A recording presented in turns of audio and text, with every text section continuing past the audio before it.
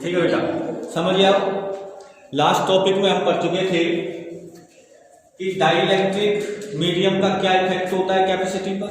उसके बाद हमने एक सेलेब्रिटी डाइलेक्ट्रिक मीडियम थी जिसकी विड्थ थी स्मॉल टी, और मैंने ये भी बताया था कि अगर डाइलेक्ट्रिक मीडियम के अलावा यदि आप कोई कंडक्टिंग मीडियम लेते हो तो उसके लिए एप्सिलॉन आर की वैल्यू इन्फिनिटी होगी, ठीक है ना। ऐसी कंडीशन में आपको सारे डेरिवेशंस करा दिए थे। आज हम बात करेंगे next heading energy store in a capacitor, ठीक है ना। एनर्जी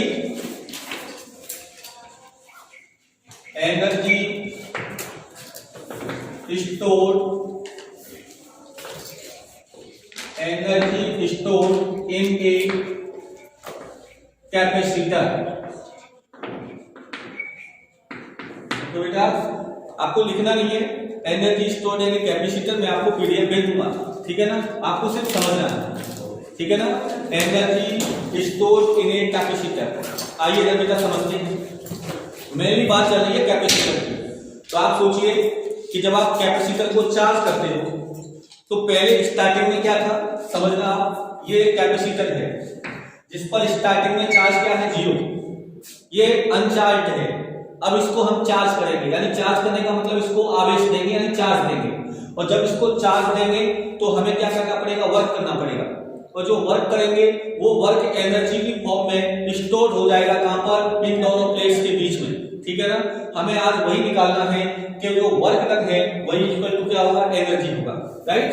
तो अब समझिए आप ध्यान से, मैंने माना सपोज 0 से लेकर, राइट, 0 से लेकर कैपिटल क्यू तक, कहां तक, कैपिटल क्यू तक इसको चार्ज किया जाता है। ये इसकी क्या है, ये इसकी लिमिटिंग कंडीशन है, यानी आप ऐसे कह सकते हो कि ये इस कैपेसिटर पर मैक्सिमम चार्ज है। इसके बाद इसकी कैपेसिटी खत्म हो जाती है। तो हमें इसे मिनिमम से लेकर के मैक्सिमम कंडीशन तक चार्ज करना है। तो 0 से क्यू तक चार्ज करने के लिए अपन इसके बीच में कोई स्मॉल एलिमेंट लेते हैं, या किसी ऐसे कह सकते हैं किसी इंस्टेंटेनियस टाइम स्मॉल टी पर। और ऐसी कंडीशन में यदि उस समय इस पर चार्ज कितना है, dq है, कितना है, और इसका पोटेंशियल कितना है, पोटेंशियल v है, राइट। dq है चार्ज और पोटेंशियल क्या है, v है। तो हम जानते हैं वर्क डन की डेफिनेशन से कि वर्क इक्वल टू होता है पोटेंशियल इनटू चार्ज। बोलो w इक्वल टू क्या होता है, v इनटू q। तो v तो पोटेंशियल हो जाएगा, q ये हो जाएगा, लेकिन q की जगह बेटा क्या आएगा, dq। तो w क्या हो जाएगा, dw, राइट। तो dw इक्वल टू क्या हो गया, vdq। और हमें क्या निकालना है, टोटल वर्क। क्या निकालना है, टोटल वर्क। तो इसका क्या कर देंगे, इंटीग्रेशन करेंगे। तो dw का इंटीग्रेशन यानी w बराबर इंटीग्रेशन ऑफ dw, राइट। तो यहां से आ जाएगा इंटीग्रेशन ऑफ dw की वैल्यू क्या है, v dq। और चार्ज कहां से कहां तक करना है, 0 से कैपिटल Q तक। और आप देखिए कैपेसिटर की थ्योरी से आप जानते हो कि C बराबर V इक्वल टू क्या होता है, Q अपॉन C। V बराबर Q अपॉन C, ये हमने पढ़ा है। तो ऐसी कंडीशन में यहां से आ जाएगा W इक्वल टू इंटीग्रेशन 0 से capital Q upon C dq, right. अब यहां से C कांस्टेंट है, बाहर ले लेंगे बेटा, 1 अपॉन C 0 से कैपिटल Q dq। इसका करते हैं इंटीग्रेशन, कौन से फॉर्मूले से, x की पावर n dx। क्या फॉर्मूला होता है, x की power n plus 1 upon, right, plus c। लेकिन हमारे पास यह लिमिट है इसलिए c नहीं है। तो ये हो जाएगा w equal to 1 upon c। Integration करेंगे तो साइन ऐसे हट जाएगा और ये आएगा q स्क्वायर अपॉन 2, और लिमिट हो जाएगी 0 से कैपिटल Q। ये आ गया अपने पास w इक्वल टू 2 को बाहर ले लीजिए ब्रैकेट से, तो 1 अपॉन 2c। और लिमिट लगाइए पहले, upper limit 2 square minus 0 minus 0, तो ये हो जाएगा W equal to Q square upon 2C, right. ये है वर्क डन, और यही वर्क डन इस कैपेसिटर में क्या हो जाएगा, एनर्जी की फॉर्म में स्टोर हो जाएगा। यानी आप ऐसे कह सकते हो U equal to Q square upon 2C। ये है एनर्जी जो स्टोर हो रही है किसमें, कैपेसिटर। इसकी तीन फॉर्म हो जाएंगे, एक तो Q और C के फॉर्म में होगी। अब क्या जानते हैं, Q इक्वल टू क्या होता है, CD। ये वैल्यू यहां पुट कर दो तो ये हो जाएगा U बराबर C square V square upon 2C। C से C कैंसिल, तो U बराबर क्या आ गया, हाफ CD स्क्वायर। एक फॉर्म अपने पास ये भी, किस किस में रिलेशन हो गया, Q और C में हो गया, C और V में रह गया, किस में रह गया, Q और V में। तो C को यहां से क्या कर दो, रिप्लेस कर दो। तो C इक्वल टू क्या होता है, C इक्वल टू क्या होता है, Q अपॉन V। बोलो, तो ये वैल्यू यहां पुट कर दो तो क्या हो जाएगा, ये हो जाएगा half Q upon V into V square. एक V से V, तो U बराबर हाफ QV। ये तीसरी कंडीशन हो। तो जो एनर्जी स्टोर्ड है वो एक तो हो गई Q स्क्वायर अपॉन 2C, एक हो गई हाफ CV स्क्वायर, एक हो गई हाफ QV। बोलो, इस प्रकार ये तीनों ही फॉर्म किसकी है, एनर्जी की है, जो कैपेसिटर में स्टोर होती है। क्लियर। बोलो, आपको क्या करना है, सबसे पहले आपको 0 से कैपिटल Q तक कैपेसिटर को चार्ज करना है। तो कोई इंस्टेंटेनियस कंडीशन में आप मानते हो कि उस पर चार्ज है dQ और उसका पोटेंशियल है V, तो work equal to dW equal to VdQ। Integration कर दोगे, V equal to Q upon C रख दोगे, उसके बाद C कांस्टेंट है, Q dQ का क्या कर दोगे, इंटीग्रेशन, आपके पास आंसर होगा, राइट। नेक्स्ट हेडिंग है अपनी energy density of a capacitor. अब डेंसिटी की बात करें, एनर्जी डेंसिटी। आइए इधर,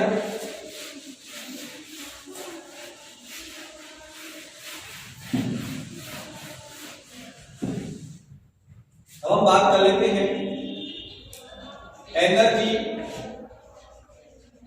डेंसिटी, राइट। तो एनर्जी डेंसिटी की जब हम बात करते हैं तो सुनिए, अब आप मुझे बताइए, डेंसिटी का फॉर्मूला होता है मास अपॉन वॉल्यूम, राइट।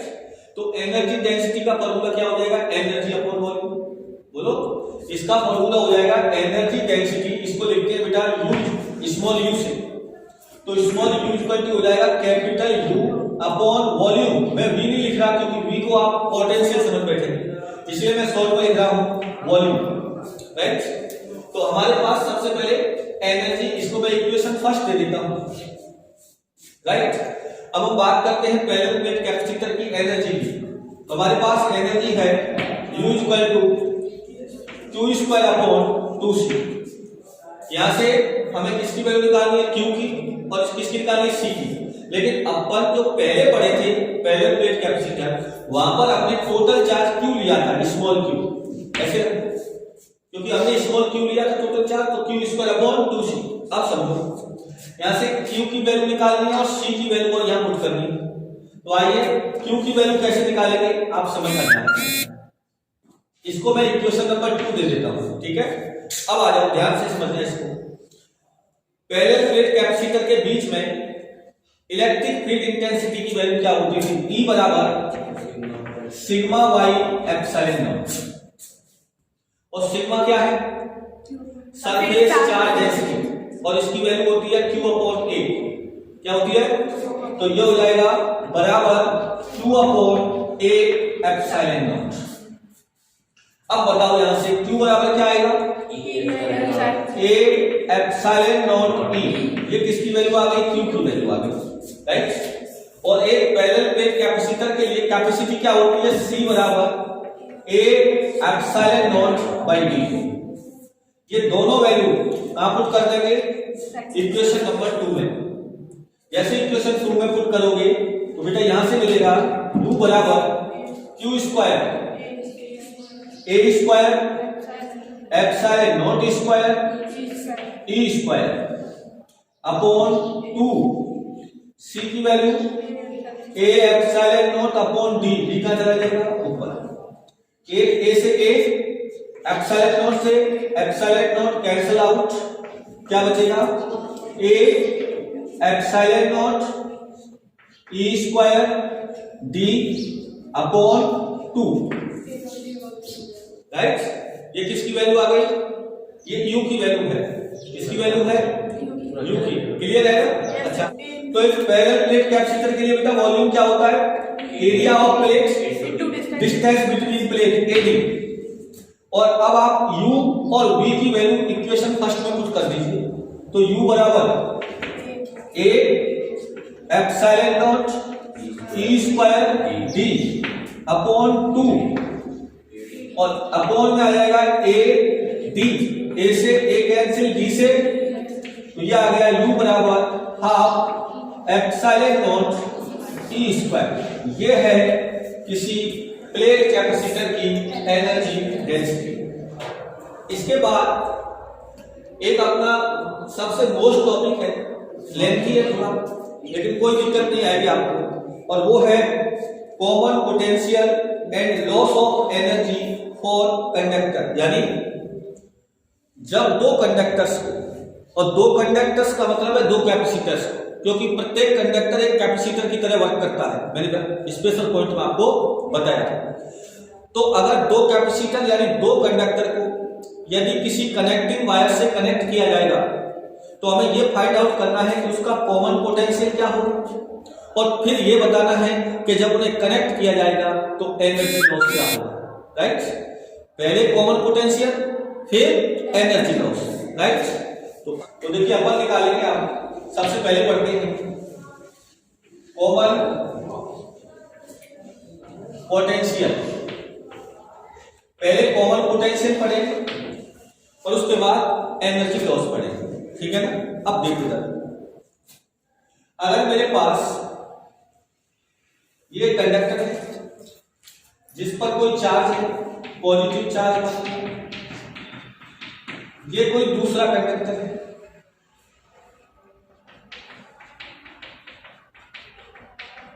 ठीक है ना, और इस समय ये दोनों कंडक्टर कनेक्ट नहीं है, ठीक है ना। आप ऐसे कह सकते हैं बिफोर कनेक्ट, समझ लो ना। अब समझना, ऐसी कंडीशन में इसकी कैपेसिटी क्या है C1 और इसकी क्या मानी C2, इसका पोटेंशियल कितना है V1, इसका पोटेंशियल कितना है V2, और इसका चार्ज Q1 है और इस पर चार्ज क्या है Q2, राइट। और ऐसी कंडीशन में यदि आपसे कोई पूछे कि फर्स्ट ऑब्जेक्ट पर चार्ज क्या होगा, अच्छा ये बताओ टोटल चार्ज क्या होगा, Q equal to Q1 plus Q2, total charge Q equal to Q1 plus Q2। अब बताइए Q इक्वल टू क्या हो जाएगा, Q1 इक्वल टू क्या हो जाएगा, C1 V1, C1 पूछ लेना आप, कैसे मतलब ना, वीडियो तो मैं काइन मास्टर से कट पेस्ट करूंगा, तुम्हें समझ में नहीं आया तो आप पूछ लेना। C1 V1 और प्लस C2 V2, ठीक है ना। ये क्या है, टोटल चार्ज, तुम थोड़ी देर पढ़िए, ये क्या है total charge Q equal to C1 V1 plus C2 V2। यहां तक ठीक है। ये कब है बेटा, जब इन्हें कनेक्ट नहीं किया है। अब मैं इन्हें कनेक्ट करता हूं, सेकंड स्टेप। अब जैसे मैं कनेक्ट करूंगा इसको,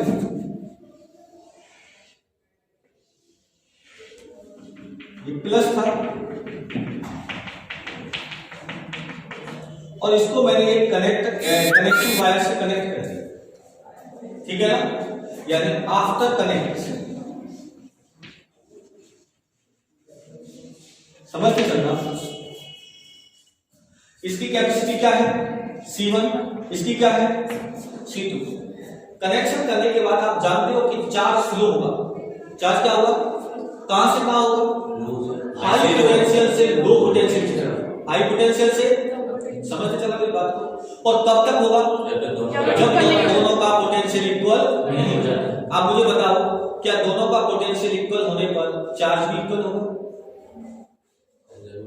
बोलो। जरूरी नहीं, ये ध्यान रखना। पता है क्यों, अब देखो मैं सिखाता हूं। चार्ज तब तक फ्लो होगा तब तक उसका पोटेंशियल सेम नहीं हो जाता, ये तो फिक्स है। तो इसका पोटेंशियल भी V है और इसका पोटेंशियल भी क्या है, V है। लेकिन दोनों की कैपेसिटी अलग है, और अगर कैपेसिटी अलग पोटेंशियल सेम तो चार्ज तो अलग होगा। हाँ, अगर कैपेसिटी भी सेम होती तो ऐसी स्थिति में चार्ज भी सेम होता। इसलिए चार्ज किस पर डिपेंड करेगा, कैपेसिटी पर। तो मैंने यहां पर चार्ज को क्या लिख दिया बोलो, Q1, और इसको क्या ये सही है, नहीं, क्योंकि अगर Q1 Q2 लिख दिया तो Q1 Q2 यहां थे, लेकिन अब अंतर तो आएगा, क्योंकि एक से दूसरे पर चार्ज जाएगा तो एक पर बढ़ेगा एक पर कम होगा कि नहीं। इसका मतलब ये तो निश्चित है कि कंजर्वेशन ऑफ चार्ज यानी टोटल चार्ज यहां पर जितना था टोटल चार्ज यहां भी उतना ही होगा, बट यहां पर Q1 डैश और इसको Q2 डैश। यानी आप क्या कह सकते हो, आप ऐसे कह सकते हो कि Q1 प्लस Q2 बराबर Q1 dash plus Q2 dash. समझ आ रही बात, दोनों को आप क्या कह सकते हैं, Q1 प्लस Q2 बराबर Q1 dash plus Q2 dash, right. आज आपको क्या निकालना है, कॉमन पोटेंशियल। क्या निकालना है, तो कॉमन पोटेंशियल क्या हो जाएगा, सुनो आप, common potential, right. Common potential को किससे लिखेंगे, V से, किससे लिखेंगे, तो कॉमन पोटेंशियल क्या होगा, total charge upon total capacity. बोलो, total charge upon total capacity. इस कंडीशन में तो टोटल चार्ज क्या हो जाएगा, बोलो, Q1 dash plus Q2 dash upon C1 plus C2। बोलो, अब Q1 dash plus Q2 dash बराबर क्या है, Q1 प्लस Q2। इसको ऐसे भी लिखा जा सकता है। बोलो, अब Q1 और Q2 की वैल्यू है तो V इक्वल टू Q1 की वैल्यू क्या है, C1 V1 plus C2 V2 upon C1 plus C2। ये है कॉमन पोटेंशियल का फॉर्मूला, ठीक है। V इक्वल टू क्या है, C1 V1 plus C2 V2 upon C1 plus C2। यहां तक किसी को कोई दिक्कत हो तो बताओ, बताओ। इसके बाद हमको क्या निकालना है, एनर्जी लॉस। कोई बात नहीं, इसमें शॉर्टकट है, मैं एक अलग स्टेप भी कराना चाह रहा था, तो कोई बात नहीं, ठीक है ना। क्या है ये, एनर्जी। अच्छा, आपको ये पूछे पोटेंशियल डिफरेंस किस कंडीशन में, बिफोर कनेक्ट और आफ्टर कनेक्ट, पोटेंशियल डिफरेंस आपके सिलेबस में नहीं है, लेकिन पोटेंशियल डिफरेंस तो होगा ना, क्योंकि पहले क्या था और अब क्या होगा। अच्छा, अगर मैं ये मान लूं, मुझे आप बताना कि V1 is greater than V2, right. मैंने माना सपोज कि V1 is greater than V2, तो बताइए ये जो कॉमन पोटेंशियल आया है V, ये V1 से ग्रेटर होगा या इक्वल होगा या लेस देन होगा। क्वेश्चन समझ में आ गया। अगर मैंने माना कि V1 is greater than V2, तो कॉमन पोटेंशियल की वैल्यू V1 से ग्रेटर होगी, लेस होगी या इक्वल होगी। कॉमन पोटेंशियल V1 से लेस आएगा, बोलो, और V2 से ग्रेटर आएगा। क्यों, पहले वाले का कम हुआ है, दूसरे वाले का बढ़ा है, और कॉमन का आएगा बीच में। जैसे आप ऐसे मान लो, V1 का मान था 12 वोल्ट, ऐसे मान लो, क्या जाता है, कितना था, और इसका कितना मानते हो आप, 6 वोल्ट, कितना। अब चार्ज का क्या हुआ, ट्रांसफर, तो ये तो 12 वोल्ट से कितना हो गया 11, ये कितना हो जाएगा 7, ये कितना हो जाएगा 10, ये कितना हो जाएगा 8, ये कितना हो जाएगा 9, और ये कितना 9, इक्वल हो गया कि नहीं। तो ये तो कॉमन पोटेंशियल है, क्या है। तो अब बताओ V1 की वैल्यू कितनी थी, 12 वोल्ट, और इसकी कितनी है 9 वोल्ट, तो 12 वोल्ट बढ़ा, और ये कितनी थी 6 वोल्ट, और ये कितना है 9 वोल्ट, तो V बढ़ा इससे। बोलो, तो आपको करना क्या है, कर सकते हो, मैं आपको वैसे सिंपली बता देता हूं कि अगर आप पोटेंशियल डिफरेंस किसके लिए निकालोगे, किसी एक कंडक्टर के लिए, किसी एक के लिए, जैसे A और B मान, ठीक है ना। यानी फर्स्ट कंडक्टर स्फीयर के लिए पोटेंशियल डिफरेंस V1 क्या निकालोगे, बोलो, डेल्टा V1। डिफरेंस निकालते हैं तो डेल्टा V1, तो ये क्या आएगा, V1 माइनस V आएगा, V1 माइनस V, डिफरेंस आ जाएगा। और V की वैल्यू आपके पास है, V1 की वैल्यू, और इसको सॉल्व करेंगे आंसर आ जाएगा, ठीक है ना। ऐसे ही अगर दूसरे वाले कंडक्टर स्पेयर का पोटेंशियल डिफरेंस निकालोगे तो ये आएगा डेल्टा V2 और डेल्टा V2 आएगा V minus V2, V minus क्योंकि V ग्रेटर देन। और इसमें आप वैल्यू रख के सॉल्व करोगे और जो दोनों आंसर आएंगे उनका रेशियो निकालोगे आप, तो ये रेशियो आता है C2/C1। क्या आता है? C2/C1। ये रेशियो कर सकते हो या कराऊं? बोलो। आपके में है नहीं तो क्यों करा? क्योंकि आपके में सिर्फ पूछा है क्या? कॉमन पोटेंशियल और एनर्जी लॉस। तो आपको तो क्या करना है? कॉमन पोटेंशियल निकाल लिया, एनर्जी लॉस की बात करते हैं। करें एनर्जी लॉस? आइए करते हैं। आपको एनर्जी लॉस नहीं करनी है, इधर समझना है। इधर देखो, समझ गए यहां से? अच्छा, एक पहले बोल दिया एनर्जी लॉस, यहां लॉस तो होना है, निश्चित है। आप कनेक्शन करोगे तो एनर्जी लॉस होगा किस फॉर्म में? साउंड की फॉर्म में, हीट की फॉर्म में, क्योंकि जिस वायर से आपने कनेक्ट किया है वहां पर हीट प्रोड्यूस होगी और ऐसी कंडीशन में एनर्जी का क्या होगा? लॉस। और लॉस का कैसे पता लगता है? कि कनेक्शन से पहले टोटल एनर्जी निकालो और कनेक्शन के बाद टोटल एनर्जी निकालो और पहले वाली में से बाद वाली को घटाइए और यदि आंसर पॉजिटिव आ रहा है इसका मतलब लॉस हुआ है। बोलो, पॉजिटिव कब आएगा? जब पहले वाली बड़ी होगी, दूसरे वाली छोटी होगी, तब तो पॉजिटिव आंसर आएगा। और अगर दूसरे वाले में से पहली वाले को घटा दो तो आंसर नेगेटिव आ जाए तो भी एनर्जी लॉस। बोलो, तो अपन को क्या निकालना है? Energy loss. आइए जरा सबसे पहले हम बात करेंगे किसकी? इनिशियल स्टेज की। किसकी? Initial stage. लिखूं ये? समझ रहे हो ना? मैं पीडीएफ तो भेजूंगा, क्या वो फालतू में आ गई है, ठीक है? वीडियो लंबा हो जाएगा लिखने से, बस ये है। आइए इधर, तो इनिशियल कंडीशन में अपन बात किसकी करते हैं? एनर्जी, ठीक है ना? आइए थोड़ा सा ऐसे लिख देते हैं, ज्यादा नहीं। इनिशियल स्टेज, आइए बेटा, इनिशियल स्टेज में हम क्या निकालते हैं? एनर्जी। किससे लिखोगे? बोलो, U1 से। किससे लिख दूं? और C और V की फॉर्म में एनर्जी क्या होती है? हाफ C, हाफ, पता है? अब आ जाओ, इनिशियल कंडीशन में पहले वाले में क्या है कि half C1 V1 square plus half C2 V2 square. बोलो, ये इनिशियल कंडीशन में क्या होगी? टोटल एनर्जी होगी। इसके बाद फाइनल स्टेज पर, इस पर इक्वेशन नंबर फर्स्ट, ये बताओ समझ में आ रहा है कि नहीं? Yes sir. अब आ जाओ फाइनल स्टेज पर। किस पर?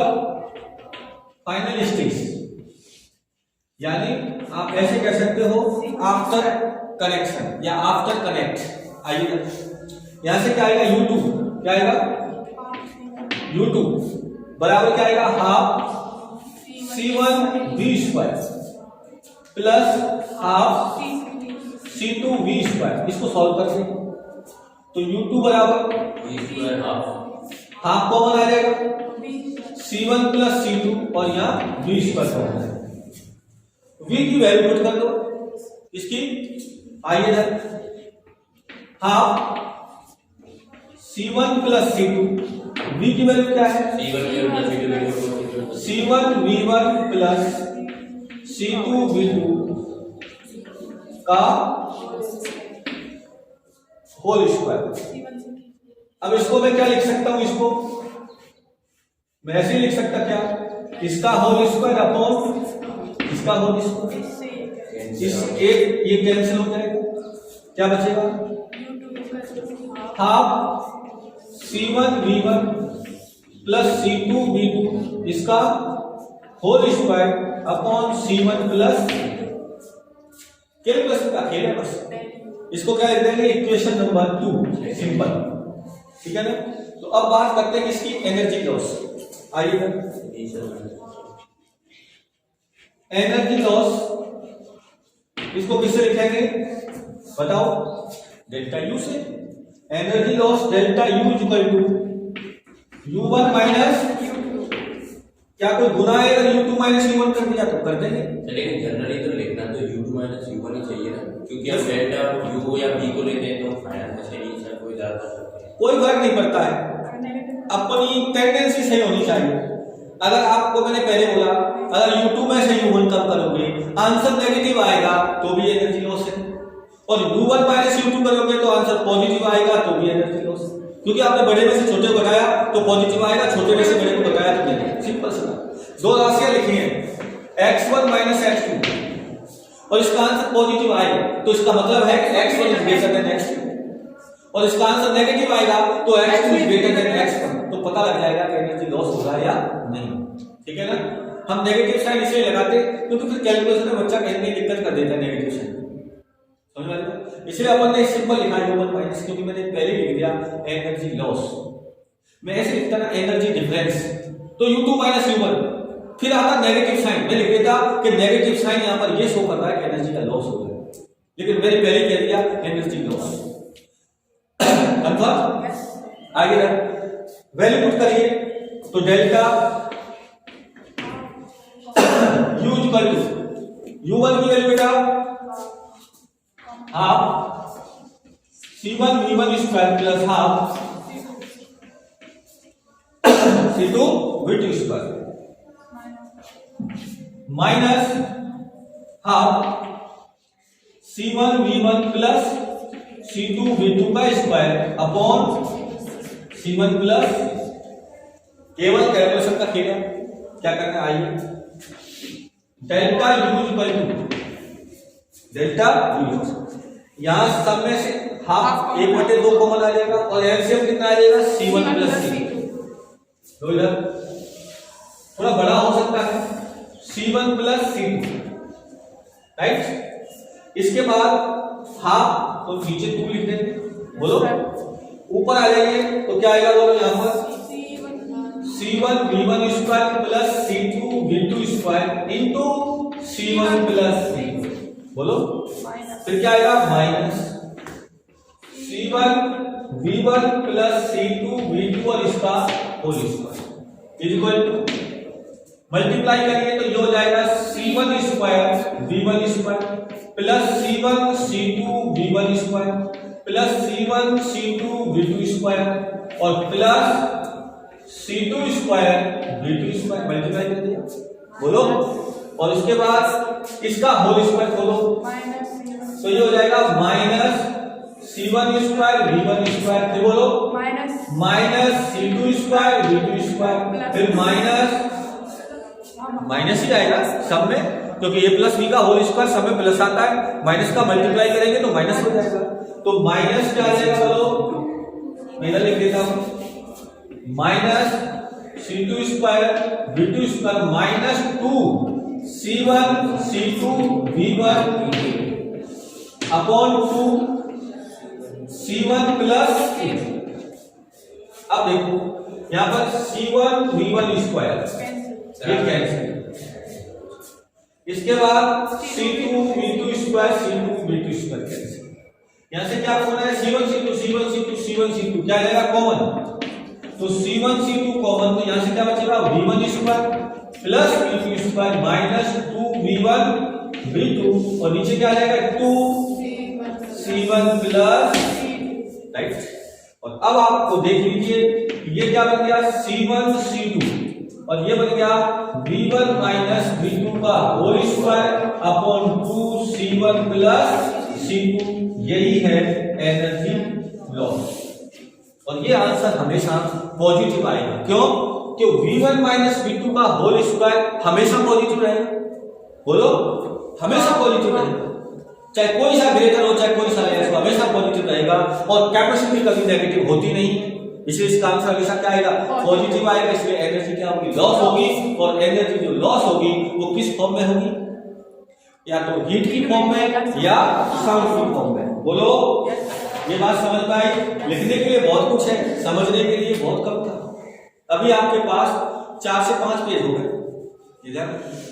तो इस प्रकार हमने पढ़ा एनर्जी लॉस। ओके, आज के लिए इतना ही।